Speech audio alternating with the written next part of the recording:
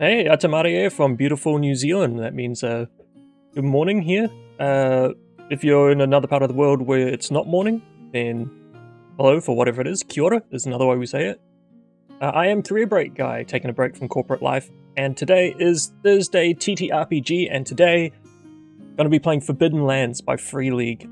Quick shout out to Free League. Thank you very much for sending me a copy of this VTT that I'll be using on Foundry, and also they sent me a copy of the book. Although I already own it and I own the box set because I think it's a great product. Well, they're a great company. Forbidden Lands itself, I haven't tried before. I know it's part of their Year Zero engine game systems, and it's like an old school Renaissance where, death comes easier, and the only thing that balances as an encounter is the fact that you say, I'm not going to fight a dragon at level 1.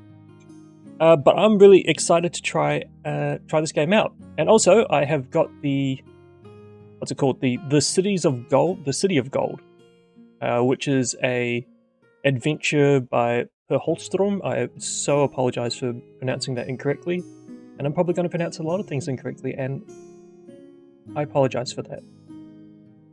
Unfortunately, it's ignorance on how to pronounce it correctly. Anyway, yeah, so I'm going to run through a bit of solo TTRPG today. Likely to die, so I might need to roll up another character, but we'll see how far we get on. And also, I've got my coffee. Always have your coffee when you're taking a break. Again, this is Avalanche Coffee, New Zealand coffee company. Well, let's have a look at who we've got today. So I rolled up a character. I have Orvold. And Orvold is an Alderlander rider, which is why he also has a horse, which I've named Fern. So together these two have decided to strike out into the Forbidden Lands, the Blood Mist. Oh, if you don't know about the setting, so it's your quintessential fantasy type one.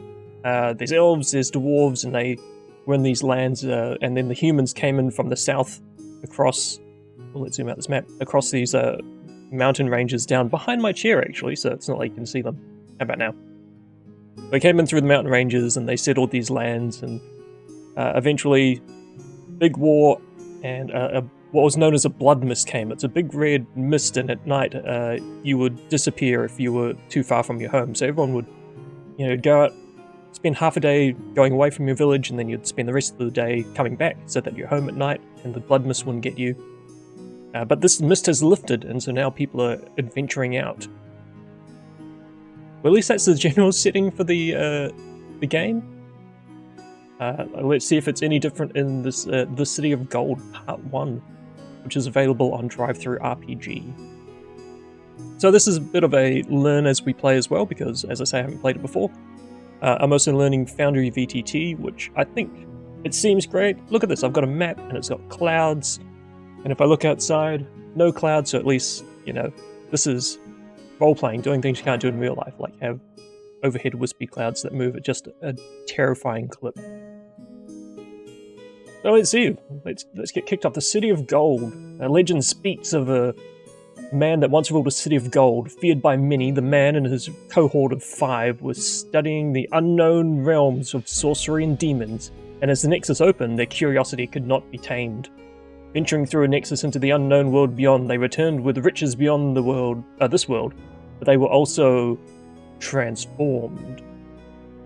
As they were reunited with their home, the people were transformed with them. With the help of a powerful artifact, they forged a temple, a pathway to another realm. This temple would reflect the morning sun, opening a gate to the newfound world. It is said that only with the staff of Zigesh, the orb of the reptile, could you see the path to the City of Gold. Shortly after its creation, the city fell into ruins. Horrible abominations and demons ravaged the streets, killing men, women, and children alike. Content warning. Today, nothing but the legend remains. Some say that the temple was hidden in the darkest forest of Ravenland, forgotten in time. Perhaps the time is yours to find the long-lost fabled City of Gold and claim its riches. I'm really looking forward to this. I like role-playing games, and as I say, the whole idea is that whilst I'm on this career break, I'm going to do things that are fun, and Free League are absolutely, from what my dealings with them, they just want people to enjoy their games, so I intend on it. So let's see, it's a solo adventure written in 2 parts. Oh, there's a prelude, but coffee up first. So, you're an adventurer. Perhaps you're all alone or with a companion. Oh, that'll be Fern. Hey, Fern. Either way, since you're reading this, you're in search of the fabled City of Gold. Makes sense. All you have to go on the legend, the strange sheet and a direction.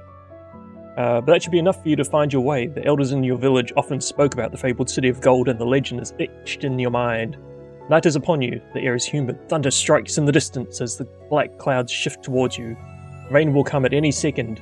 Your boots are muddy, your clothes wet. Your inn up the road looks as good as any to spend the night. A sign makes a gnarly sound as it moves in the wind. The Barnacle and Clam, it reads. Strange, since there are not lakes nearby. The sign is even covered with old barnacles as if it was made from driftwood. And this is cool, this is actually a pick a path. So, as much as I did Dragonbane on Tuesday, which another Free League product, but not necessarily a Mutiny Year Zero or Year Zero engine game, which is their dice one. But this one is actually a pick a path. So, on this little map, and on the map we've got the Barnacle and Clam, and then there's like a little path that leads off to some woods, and it looks like that's probably where most of this adventure is going to be taking place. Oh, you can almost see it in my glasses, maybe, if I angle that correctly. No? I don't. Righty-dight. Adventure begins! Waits for no man or woman, or anyone between or outside of that spectrum. So, the Barnacle and Clam. An old drunk is slanted against the wall next to the entrance. He holds out his hand, seeking alms, and his voice gurgles. Please help an old soldier, I fought in the war, you know. He stares into the night with dead, blank eyes, eyelids heavy, falling asleep any second now. He has nothing to live for. If you interact with the man, go to this place. And I will, I think I'll drop him in alms if I can, like a coin or two. I assume I gave Orvold some money. Oh, 3 silver, there we go. So we can give the guy a coin or something. Oh, so he is asleep now. Gold shimmers from his pockets. From his pockets. There's a typo there. Feel a strange sensation as if the gold wants to be taken from him. Do you take it? If yes, roll for sleight of hand. Well, no. I don't want to steal for some drunk war veteran. Like, what? No. Orvold was raised better than this. I'm going to go back to the clam. What I'm going to do is I am just going to drop I'm going to say that one of these silvers is actually 10 copper. Whoa, where are you going? So he's got 10 copper there, and he's going to... Did that change it? No. He's going to drop a couple of copper into the guy's cup, or just onto him. And wish him good luck. Hopefully he'll be alright out here. Okay, so back to the Barnacle and Clam. The place is almost empty and smells of boiling broth. Ooh, that'll be refreshing after walking around in the damp. So damp and dimly, this inn has seen better days. A woman and 2 men sit at a table, all dressed for travel, in armour and sheathed weapons. Their faces are rugged and dirty. Blood stains their clothes as well as mud. They stare at you as you enter and give you a gentle nod when they recognise you as a fellow adventurer. If you talk to the adventurers, go here. I think I might just read the rest of what is going on in this bar before I make a decision. I'm probably going to speak to them. Also, I should probably look to see if a shady character is sitting with a pipe in the corner, because there's always some shady character in the corner. Usually it's one of the players who's trying to be an edgelord. A woman, Layla, because you know her name, stands behind the counter. Dressed in dirty clothing, it is apparent that she has cooked and cleaned all day. Around her neck hangs a beautiful necklace with a white shard inside. She knows nothing about the City of Gold, but can tell you about the woods nearby, and when asked, all colour on her face washes away, as if she has seen a ghost. I don't know anything about the City of Gold, but perhaps Roland the Hunter knows something. He resides in the woods. There are a few old stone formations and a swamp in the woods. You might find him around those areas. There's good hunting ground as well. If you're heading that way, do something about this disgusting lizard folk for me, please. Well, I wonder if they're actually disgusting, whether she's just a bit biased. Anyway, the inn can provide you with a night's stay and food for 8 coppers. Oh, which is how much he had left, I believe. Yep, 8 copper left. So that's an option. For as long as needed. If you cannot pay, perhaps Layla can be convinced that she can help you if you help her with lizard folk. And there's a back room of the inn. The back room of the inn is the kitchen, and next to it is bedroom of Layla. So I'm going to go back and I'm going to talk to those a woman and 2 men, adventuring-looking folk who are at the table. So let's go over there. So they invite you to their table and ask your name. I kind of invited myself to the table, didn't I? If you're a wolfkin, orc, or goblin, nope, he's the Olderlander, he's a human. They look at you with discontent, but allow you to sit, so that's no problem. They introduce themselves as Gemma the Ranger, Hafthor the Warrior, and Ulfric the Dwarf. The Druid, not Dwarf. I'm getting ahead of myself there. So they tell you stories about their travels and how they are searching for the City of Gold. They size you up as Ulfric asks, "You would not perhaps be interested in joining us? We could use a person of your skills." They must have known I look like a horse rider because he is a horse rider. In fact, he's got a short bow and a short spear, so... No armor though. And armor would be so useful. He's agile as well. He looks like a warrior little fella. If I decide to join them, I'll accept. They let you keep a quarter of the treasure found on the adventure and give me first pick. Nice. And there's stats for these 3 if it's going to come down to it. So what I might do, actually... This is going to end out to be a multi-part adventure, isn't it? I've made a little category here, City of Gold actors, and I'm just going to add one. Let's call it Hafthor. DM, can you put that in chat so I can see how it's spelled? Let's see if I can find their stats. You know what? If I was more prepared, I would have had this ready already. NPCs, here we go. I've got another screen open. Oh, you can probably tell I've got another screen open where I'm checking the booklet on how to play the game, but now I've got another window which has got their skills and stuff. So let's see. Spoiler alert, I guess the pleasant conversation between the 4 of us now, we just start discussing, oh, you look like you've got about a 5 in strength. But your wits look quite low, perhaps only a 2 if I was to put a numerical value on them, empathy 2, in case of hard ass. This warrior, his armor is too small for him. It is obvious that he is more brawn than brain. Yet his eyes are kind. His sword is an extension of his arm. Fighting is what he does, and if he cannot, he will look for one. If he is by your side, you will never feel unsafe. I already feel unsafe. As I understand, Forbidden Lands is just a game where you're going to die. But he does have some good skills. He's got melee 3. He's got marksmanship 3. Does that mean that he's a better marksman than Oravold? Oof, Oravold can certainly learn a few things from this guy. Am I going to find out that my stats are actually just really trash? See, the problem is I've got an online game of D&D that I play once a week. Actually, tonight we got rescheduled. And I think we're level... Oh no, that one I think we're only about level 7. I've got another online game where we're level 11? I think 11 or 12. And so we're just grossly overpowered for most things. And when I go back and start new games... Oh, it's such a thing to find how bad you are again. Oh, he's got talents as well. I need to stick some of those in. Items, journal, items. Try that. Full game. Talents. Hey, look at that. Fast footwork. I just drag that and it works. Oh, it does work. Okay, so I like Foundry. That you can just drag this kind of stuff in. And again, thank you to Free League for sending me this so that I could play their cool game. Because let's face it, it's a cool game. Rank 2. Fast footwork, is he always fast? Man, these guys are going to carry me harder than my old Destiny 2 raid team. He's got a bit of gear as well. Which, can I close that here? He's got a short bow. This is definitely going to end out to be multiple sessions unless I die really, really quick, which, let's not rule it out. Short bow, short sword. If anyone can see that, tell me where it is. Okay, short sword. Or short sword. Where's that? Oh no, let's say this is the equip stuff. Can I go drag it into equip? Yes. Got all that going. Short sword, large shield. Well, lucky for him. Large shield. Yeah, that's equipped as well. Arrows, D12.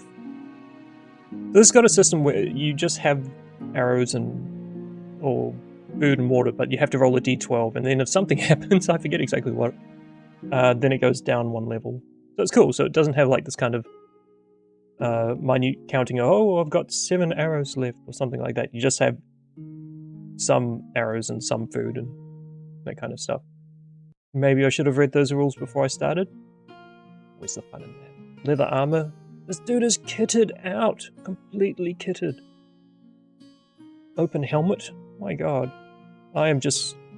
Oravold is just gonna stand behind this guy the whole time. Short sword, one hand, I assume that's just the stats. Can I see the stats? Damage, bonus.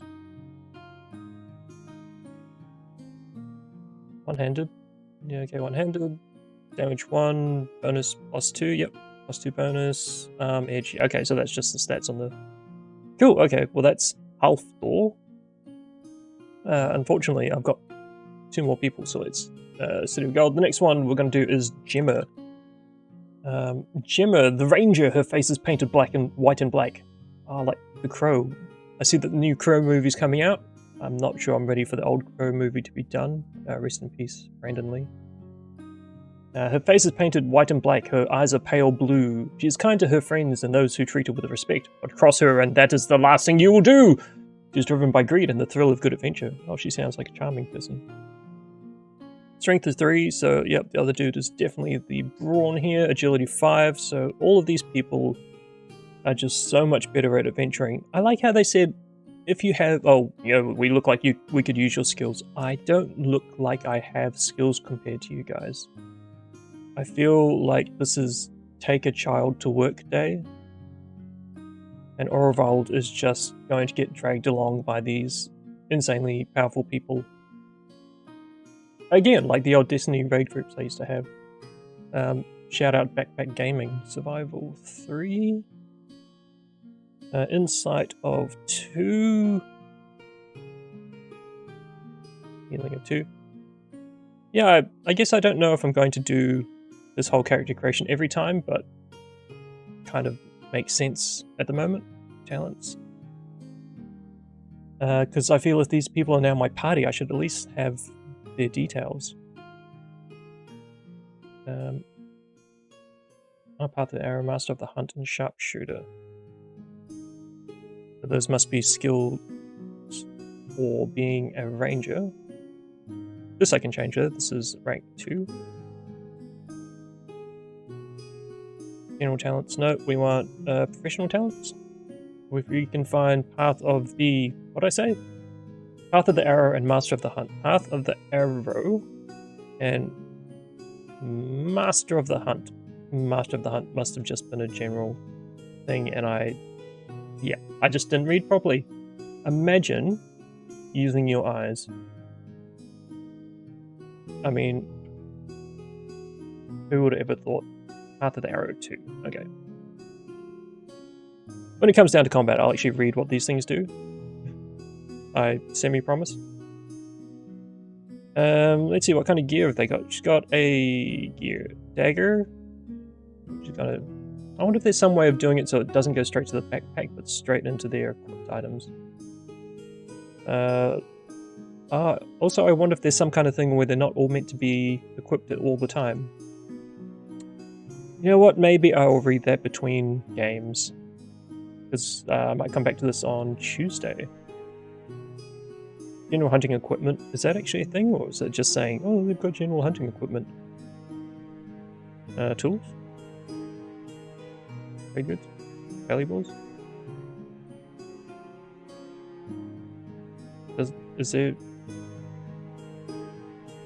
I think that's just narrative. I'm going to say, oh yes, and they've got the various things that you need for hunting. I might find out that's not the way it works. D12 arrows. I'm going to borrow some off you later there, Gemma. 18 copper, loaded. And 6, oh my gosh, you are loaded. 6. Buy a house. Where are we? D8, water and food. Yep, we're all about the same for that, I think.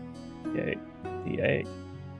And D8 torches, useful because it's that old thing of like, not everyone has a ability to see in the dark. I've just got the key to the room at Barnacle and Clam.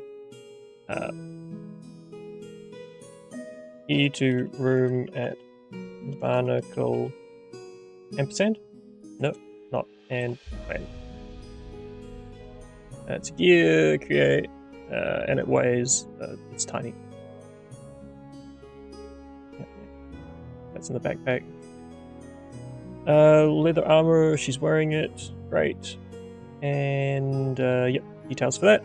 Cool, easy. And then the last one is Ulfric, the Druid. Ulfric. Again, apologies for the pronunciation. I can mostly speak English. But I am just working through... I am trying to learn some other languages as well, including Te Reo Māori. Maybe I should throw these in. There's other cool languages like one called Cristão, which is a Portuguese Malay Creole that Eurasians in Southeast Asia speak. Based out of Malaysia, I guess. Because I'm from Singapore. I'm from Singapore. I'm part Singaporean. I was born there, but I lived in New Zealand my whole life. I'm Kiwi as per. Oh frick! Strength of 3.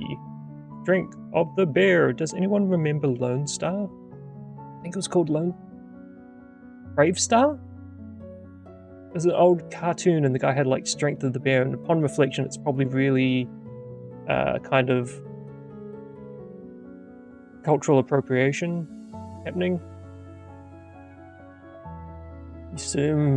Maybe I probably shouldn't reference it too much. Melee of 2. See, this is good. I used to do recruitment as one of my many tasks working in the corporate world.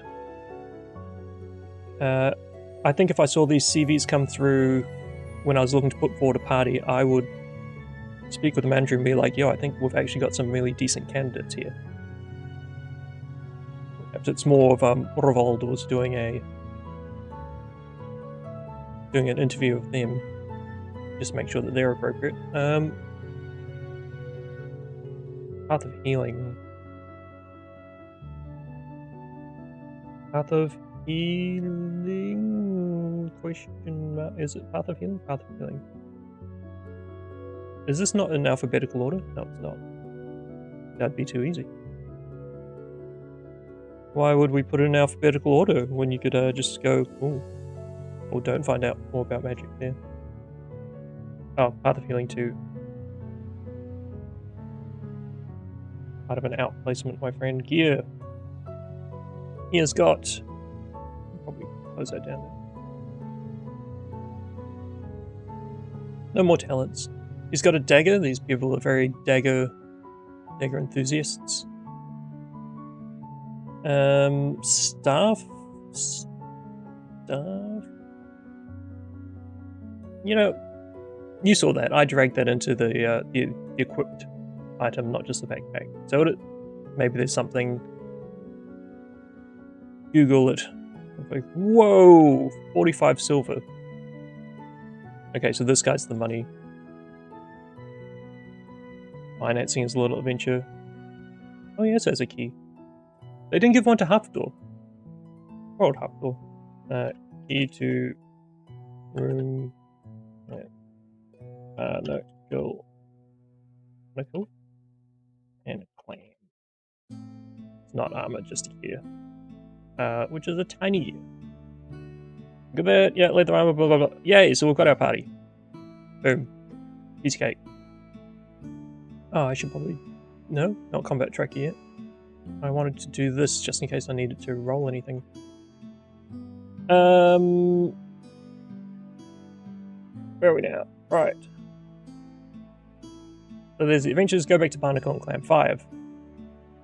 Okay, well I don't actually need a room from you now, Layla. So there was another little bit of the adventure which I didn't see earlier. So it says, the upper floor of the inn has rooms to sleep in, which I now have. I'm allowed to room with these people. Why am I? They did say I could room with them, didn't they? Oh no, they just say I get a quarter of any treasure. It's not quite the same. The room has inn has rooms to sleep in. They're all locked, and all 4 of them in total. Layla has the key of 2 of them, and the adventure party has the other 2 keys. Each room has 2 simple beds with simple footlockers next to them. Okay, so I'm going to say that these 4, now that I'm part of their little group, their little posse, the little boy and girl band, pop band if you will, K-pop. I'm not really listening to K-pop. Like, it's a thing. I'm more of a metalcore and punk fan. I think mid-2000s were really the pinnacle of music for me, which is why I'm so excited that Trivium and Bullet for My Valentine are touring on The Poison and Ascendancy in UK in beginning of next year. I'd love to go to that. If I win Lotto, I'm going to go to that. Or if someone wants to sponsor me and buy me a ticket. Also a ticket from New Zealand. So anyway, the point is, our little pop group sleeping in this van of an inn, and I'm going to say that they're going to let him stay, Orvald stay in the room with them. So no need for that. So exits, there is but one way to go that will lead you to the fabled City of Gold, and that is through the woods. See page 6. Alright. So let's just say that they stay the night, sleep it off, dry out, have their food. And the next day, waking up, the path to the woods is a simple muddy road leading south. It is well travelled. After a while, you leave the road and head towards the path leading southeast onto the woods. Uninviting and ivy, this forest is not for the faint of heart. You do not know much about these woods. Finding the right path here may prove more difficult than you first thought. Damp, cold, and wet, the forest is peculiarly unfriendly. Wow, imagine being able to say that word. The other word I really struggle with is squirrel and rural. I find both of them just cumbersome, and my tongue and lips just wouldn't be a rapper as long as squirrel and rural were required. I'd stumble too much. Anyway, pine and fir trees make up most of this area. Large boulders are stacked together as if on purpose. What do you mean as if? Maybe they were on purpose. Scandal. Not a single stone surface has escaped the blanket of moss and lichen. If you collect plants for medicinal purposes, this is the perfect place. Deeper and deeper you go, thicker and darker it gets. He doesn't really collect things. Fern probably munches on a few bits and pieces, although he might need to dismount and just walk a part of the way. There's a little picture, and it's got a little stone path and a little river and trees, and it's all black and white and misty, and it looks quite lovely. So time to explore this awful place. Here you can hunt, forage, and search for herbs if you wish. While you try to find your headings, something moves in the bushes nearby. What do? Lingering too long in these parts will attract hungry animals. For each hour spent here, roll a d6, and on a skull, going out on a limb and saying is a 1, a random wild animal attacks you. So, no, wait, let's go back. While you try to find your heading, something moves in the bushes nearby. What do? I look at it. What is moving in the bushes here?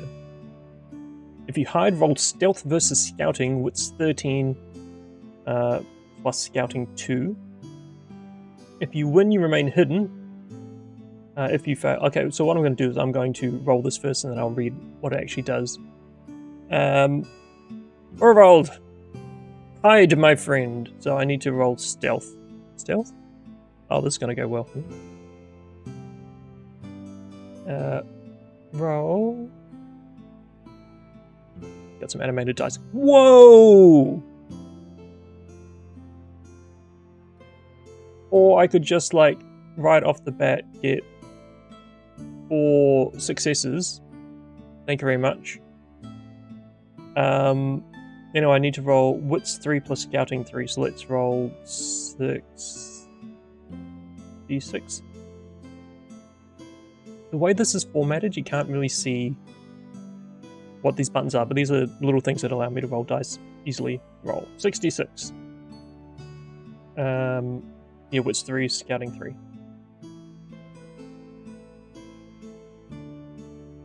Okay, I actually just need to know what they are. So 2 6s. Alrighty, dice. So no, I win. So if you win, which you did, good work, mate. Can't reopen that so it's bigger. I mean, a little. I kind of just resize it. If you win, you remain hidden and see an elf hunter slowly moving towards a prey. With the blink of an eye, an arrow passes right above you, missing its intended target, hitting the tree behind you. The elf presents himself as Roland, hunter of these woods. Depending on how your first meeting went, his willingness to tell you anything about the lizardmen will differ. A bad meeting requires manipulation versus insight. He can tell you about the forest, but nothing about the City of Gold. What do you reckon? Do you think he was annoyed that I was hiding? I don't think. No, because I just read if you fail. So if you fail, the elf hunter stares at you, bow drawn, ready to shoot. The elf was hunting for food, but your presence has distracted him. Okay, so I don't think I distracted him. How he knew to shoot right by me is another thing. So I'm going to say that he wasn't distracted by me, so he's not in a bad mood. And by me, I mean the entire party. There's 4 of us plus a horse. We're very stealthy, especially Fern. Maybe she's a Shetland and just packs into a corner. Overhead luggage compartment. So anyway, no, he's happy to chat, and he talks and says that lizard folk, or saurians as they prefer to be called, live in the swamp. They spend their nights at the standing stones chanting. Their priest is wielding a strange-looking staff with a large orb on top. They are kind and hurt no one, so be kind to them. Wasn't there like a staff and an orb that you need to find the City of Gold? I feel like that was in the preamble. There's stats here for Roland, but you know what? I'm going to assume that he's not going to get in a scrap, so I don't think it's necessary to copy down his feats at the moment. Okay, so they spend their time by the Standing Stones. Spend their nights at the Standing Stones, that might be important. But the only option from here is to return to the woods, so back we go. Into the woods. Oh, there was another... I should read these better next time. So there are exits. Heading back north takes you to the Barnacle and Clam. I think we've been there, that's fine. Heading east will take you to the Standing Stones. And a trip south takes you to the swamp. So no, what we're going to do is, now that we know that these people are... these lizard... Oh, wait, did he say saurians? Saurians as they prefer to be called, so let's call them saurians. So we know these saurians are going to be at the Standing Stones, so let's head over there. I'm going to click on that. Oh, you know what? Let's just leave good old Orvald stats up. You can keep an eye on what he looks like. Look at this cool art done in what's it called? Hero Forge. Oh, you know what? I can do that a different way, can't I? If I open that, and then I go to PCs, and then go Orvald, can I view character artwork? Yeah. That's it. Okay, that's cool. Just leave Orvald up there. You can see him. You can't really see him on the map past that. Anyway, so there's Orvald, our hero in this adventure. So the Standing Stones. The forest has a strange, eerie feeling. The air is humid, no wind blows, no birds sing. A faint, low-frequency humming makes its way through the trees. Must be magical. Carefully, you move towards a clearing up ahead. Your feet sink into the moss-covered ground. Squish, squish, squish. Going on a bear hunt. As you approach the clearing, a circle of 9 grey-blue, tall monoliths greet you.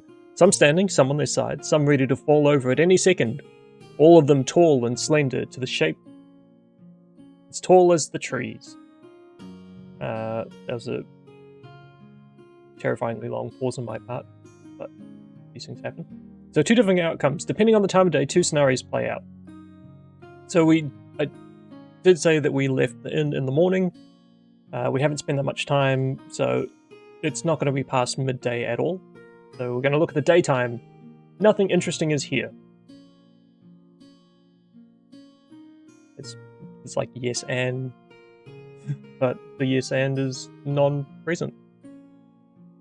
Okay, so nothing interesting is here. Tracks of a wagon lead south. Something heavy has been moved to and from this area. The monoliths have etchings as if they were carved into shape. On one of the monoliths, like a sun-looking shape, icon can be seen. It looks exactly like the one on your sheet. What is this sheet that they keep talking about? I feel like I skipped something at the beginning of the story. I must have some kind of sheet that talks about this City of Gold. We've got a little more than the legend, I think. So anyway, it looks exactly like the one on the sheet. Every hour spent here, roll for a wandering animal like you were in the woods. Okay, so I'm going to say that... Let's roll a d6 to see... No.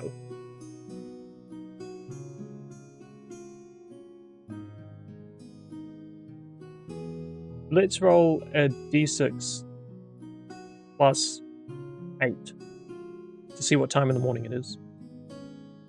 Yeah, does that sound fair? Okay, so it's only 11 in the morning, and I want to stay here until night. Let's say night... I mean, night at the moment, it starts getting dark at around 6 or 7 o'clock in New Zealand. So let's say I'm going to have to wait for 7 hours? 7 sets of wandering animals, really? Okay, so I'm going to roll a d6 7 times. And if it's a 1 or a skull, then animal shows up. So the first roll, one roll, let's count these out. Roll 2, roll 3, roll 4.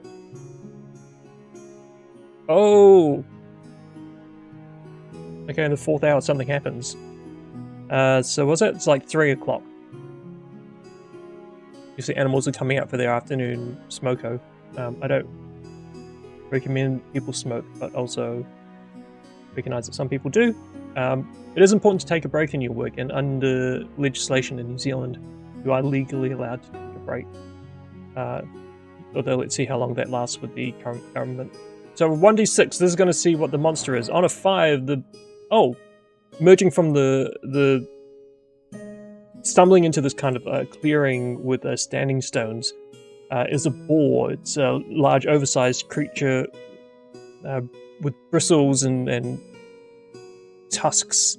And I really hope that it's actually got stats. Core game, animals, boar. Oh, really? No picture? Lame. Maybe we can pop that down there for later. So a boar comes out. Shall we roll to see if anyone was paying attention to see it coming? You know that I reckon I could probably roll a survival? No, I believe you meant to roll a scouting. Just to see if you notice these things. So on a success, we'll notice the boar, otherwise the boar will notice us first. No, boar notices us. I don't know much about boars, truth be told. Do we think that it is likely to attack? Maybe we roll a 1d6, 1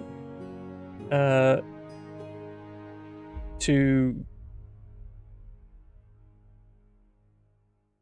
On a 1 it runs away. Oh no, sorry, on a 1 it attacks. 2, 3... No, 1, 2 it attacks. 2, 3, there. 1, 2 it attacks. 3, 4, 5 it will be kind of indifferent, and 6 it will run away.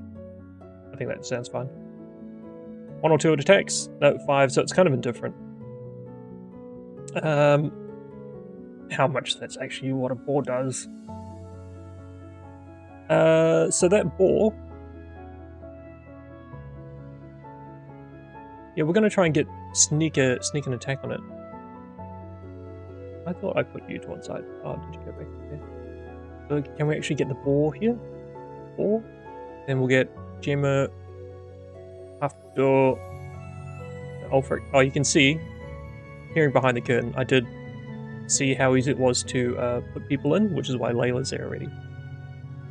But what we're going to say now, Fern is going to stand back, but the rest of us are going to get into combat. Dun, dun, dun, dun. So with this, what happens is you are all issued a card between 1 and 10. The lower the number, the earlier in the initiative you get to move. You have a free action and you have a reaction, and you also have an action, I believe is how this goes. Oravold goes first. Oravold has his bow. Oh yay, the boar's last, so hopefully we can actually just end this. So for his turn, he's going to... you know what, maybe we read the rules. Game Master's Guide? Probably Player's Handbook. Combat and damage. Drawing initiative, yep, rounds and turns. Surprise. We all kind of like, uh-oh. The boar stumbled out, so it kind of surprised us, but then it chose not to attack. So fast action, yep, it'll be a shoot, but is there a fast action of ready weapon? Yeah, ready ranged weapon. So it's going to do a fast action to draw back this short bow, and then a slow action to actually attack with it. Look at all these things.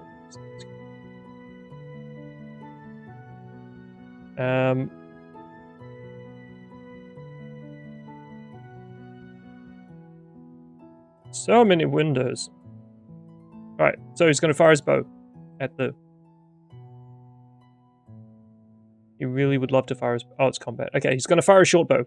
Draws back, fast action, slow action, fires the bow at this boar. Roll! Okay, he's not going to push. If I push, I can reroll anything that's not a 6 or a 1, but because he's already got 2 Banes, that would do bad stuff for his stats. So he's just going to accept the fact that there's 3 successes, which is actually really awesome.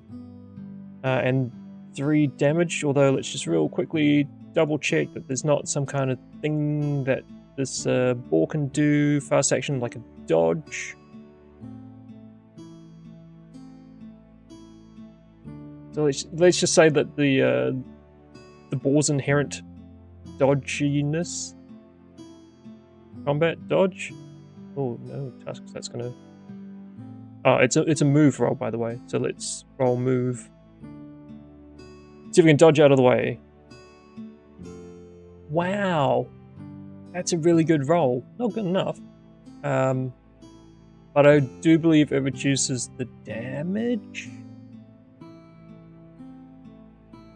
Dodging, helping others, range and zones. Short, yep, it's fine. Feature zones, border signs, red, categories, movement. Then conflict, ambush, sneak, nope. Close, nope. Active, dodge.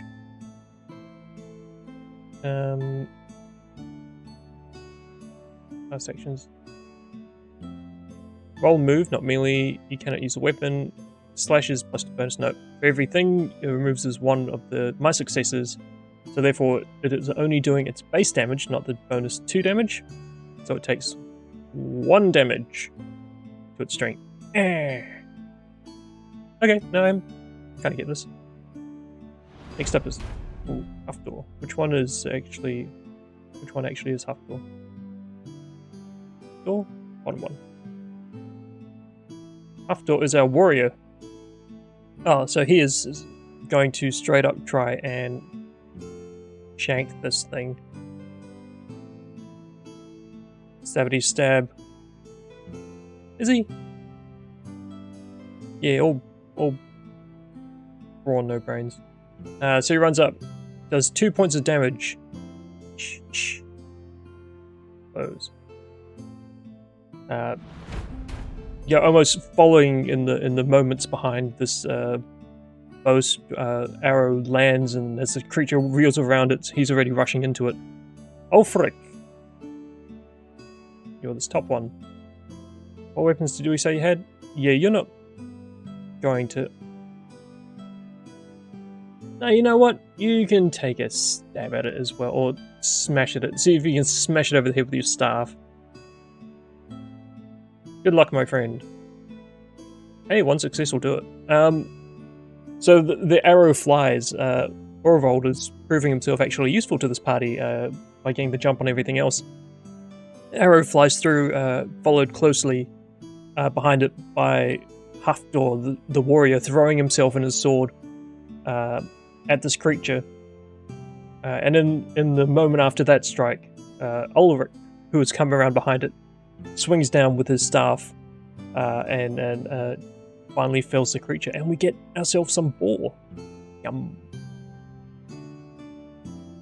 Get how many hours that was? That was 4 hours, wasn't it? So it was, we said 3 o'clock, and on another 3-4 hours, bye boar. Thanks for playing, but unfortunately, you are the weakest link. Goodbye. Good work, team. Oh, and I think we can get some boar meat. I'll look that up and I can add it in later as long as we don't die in the next 15 minutes of this stream. In the meantime, the boar is dead.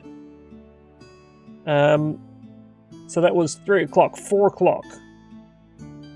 We've got 4, 5, 6, 7. 4 more rolls. First one. On a 1, something comes out of the woods. No. So it's 4 o'clock, 5 o'clock. 6 o'clock. Nope. What I'm going to do is I reckon everyone needs to eat now. So let's just roll everyone's food and water.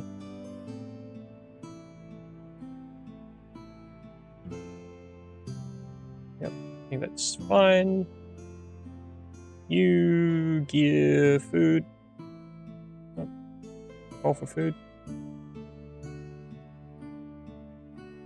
Don't know. I think it's a 1. It goes wrong. I'm going to say on a 1 it's where it goes wrong. I can look this up again. I was just excited to play, so I didn't really read the rules too much. Yeah, food. I mean, that's a great roll. Okay, so I think we're all fine for food and drink. We've packed enough. It's only 1 day out. So our provisions are fine. And for the arrow that was loosed, Orvold is just going to walk over and like pop it out of the pig. So I'm not going to say that that's lost or anything like that. Anyway, 1 last hour before I'm going to call it night, and everyone is going to try and hide. Who's got the worst stealth? Because let's say that it's going to be him, isn't it? Yeah, let's just say Orvold is going to roll for stealth, and that's going to be what the whole party has for stealth. And this is whether they know that they are being stealthy or not. They will find out. Okay, no. Okay, 2 successes. Let's go. It's like, everyone get down and get behind some of these stones around the edges, and there's little bits of brush and what have you. Behind some trees, build up some little mounds where we can hide behind. So now it's nighttime. That seemed fair. We had 1 encounter. That was actually kind of fun. Combat's not too bad. I can't wait to actually play this with more people. I've got a game maybe this Saturday with people. That is my usual in-person game. And we're currently playing Symbaroum, which, what a fun setting. But if I don't have enough people to carry that on, because I usually have 5 players. If I only get 3, for instance, I don't think that's enough to carry on the normal campaign. So I might just on a one-shot of something. Last time I did Pirate Borg, but this time maybe I'll do a quick one-shot of Forbidden Lands. I'll actually have to read the rules first, though.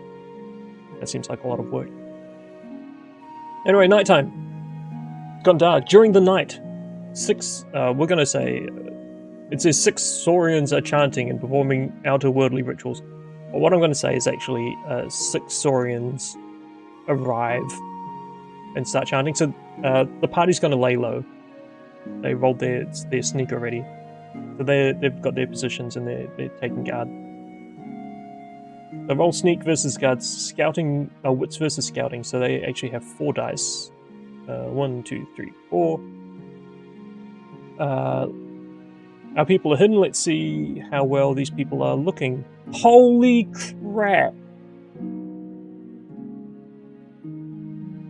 Pardon my language. So, as much as our guys thought they were really sneaky, what happens is they're watching these Saurians come on and they start chanting, but then two guards have snuck up behind them, I think is what it is.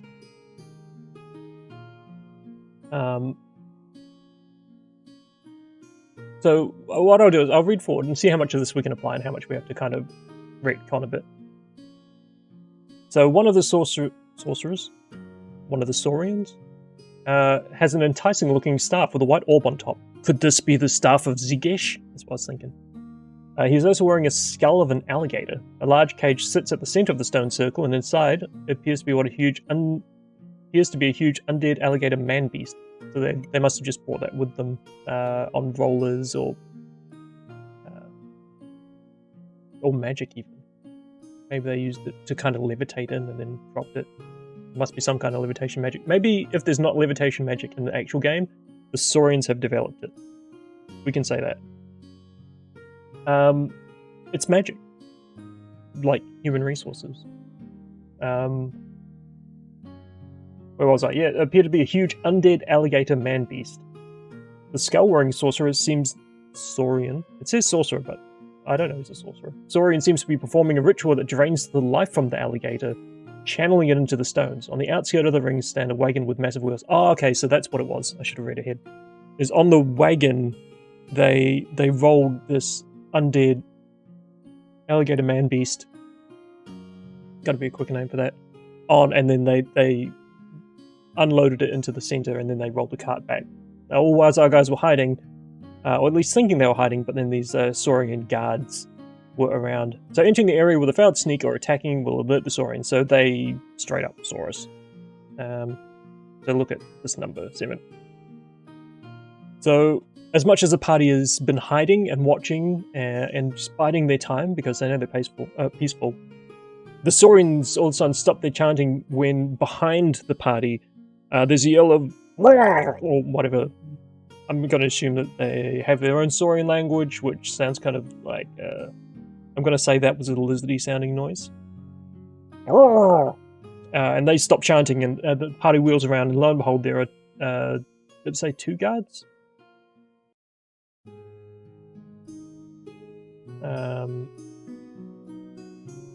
Well, sneak versus guards. Yeah, 2 guards. Okay. And these 2 guards are suddenly behind the party. We failed our sneak. The skull-wearing Saurian points the staff at you, shouting, and the guards begin moving towards us, tridents pointing forcefully. Perhaps the leader can be reasoned with. Communicating with a Saurian is difficult and requires a lot of hand gestures. Which is good for me. In real life, I actually talk with my hands quite a lot. You can't see it on screen, but if I raise my hands... Where'd it go? Anyway. Usually what's happening is underneath my hands are just flying all over my keyboard, above my keyboard, as I'm talking with my hands throughout this whole session. Oh yeah, so communicating with the Saurians is difficult and requires a lot of hand gestures. All attempts at manipulate are at -1. The leader will never give up the staff or anything of value unless the guards are dead and your party outnumbers them. The others will flee when the leader is dead, or you outnumber the group. So there's 6 of them, plus the 2 guards. There's 4 of us. 5 if you count Fern, and I count Fern in my heart, but I don't think she's going to be a fighter. She's a lover, not a fighter. It's like that Paul McCartney, Michael Jackson song on the Thriller album. If I attacked, we didn't. See the Saurians at the end of the intro, stats. Okay, so... Yeah, we're going to try and talk this out. I think, who's our druid? Where's our druid? I had a druid somewhere. I feel like he is going to be the man to talk. Hufter's our fighter, isn't he? Ulfric? You seem like the druid. Yeah, so Ulfric is going to be the one to be like, no, we're friends. Good. This is horrible. Yeah, he's going to try and first of all placate, calm the situation down, showing that we're not hostile. It said there is a modifier of -1 manipulate. He's got manipulate 0 anyway, so I assume it just takes off one of the dice from his empathy. Okay, let's roll. 1-6. Oh, yay, you good man. So yeah, slower hand motions of Brent, hands up, you know, gesturing to the rest of us not to go for our weapons. He maybe makes them, maybe makes an offering of some coins, which, yeah, let's say the guy doesn't want to have these coins, but we note that, you know, he's trying to communicate that we want the staff. This guy's not going to give it up. I don't want to have this combat. What happens?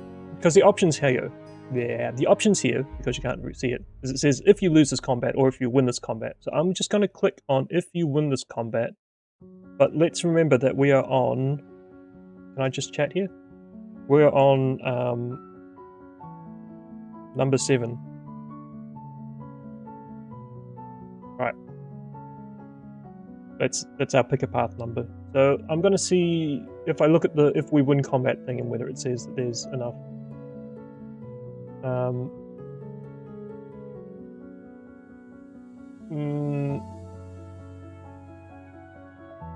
No, that doesn't look right. Going on about how they sneak away in agony. How'd I sneak? Okay, so we didn't attack. What we might need to do is I really want to try and negotiate them. We'll never go up and suffer anything of value unless the guards are dead and the party outnumbers them. If you attack, they retaliate with all their might. Draw initiative. At the end of every round, roll a d6 on the thing that Alligator Man Beast breaks free and attacks the sorcerers. When they're dead, it takes the nearest creature. Okay.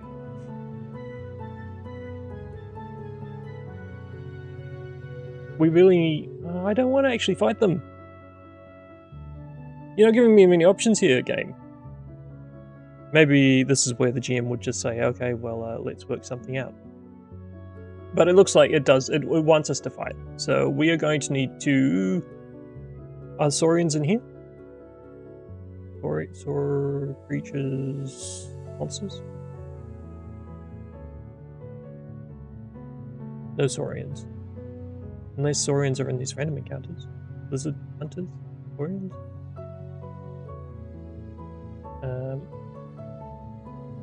Well, let's look at the NPC Saurians. There's 2 guards.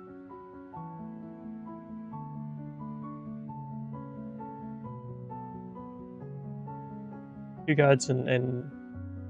Okay, let's do these up real quick. And then it might actually be the end of the... You know what? Rather than doing this up real quick, I have another idea. So what we might do is we might just leave it there. This might be, I think, the place to leave off. I can... I'll add in all their stats, and it looks like we are going to get into fisticuffs. So yeah, I think this is a good point just to kind of pause the game, I'll get it set up, and then we'll kick off the next one. Man, in media res right into a fight. Hopefully not the last fight that Orvald ever gets into. I wonder how that works if he dies but like the other 3 survive. Should I just take over one of them? Nah, I'll work out someone else comes along, gets the help. Anyway, hey, thanks for taking a break with me today. I enjoyed taking a break. It's important to look after yourself and do take a break all the time. I appreciate not everyone. It's it's not always a good idea just to straight up quit your job. But remember, in New Zealand, you do have legislated breaks that you're allowed to take in employment. Sometimes all you get is 10 seconds to breathe in real life. That's not the legislation. Legislation actually has things like 10-minute breaks and 30 minutes if you work enough hours. But do look after yourself. and I hope to see you back next time, which, I don't know, I've got Casual Friday. Maybe I'll play this on Casual Friday. Although Dragon Dogma 2 is out tomorrow, but I also haven't bought Dragon Dogma 2, so that's going to make it really difficult to play. Anyway, maybe I'll be back with this tomorrow. Otherwise, I'll probably pick it up on Tuesday with TTRPG Tuesday. Anyway, thank you, and I'll catch you later.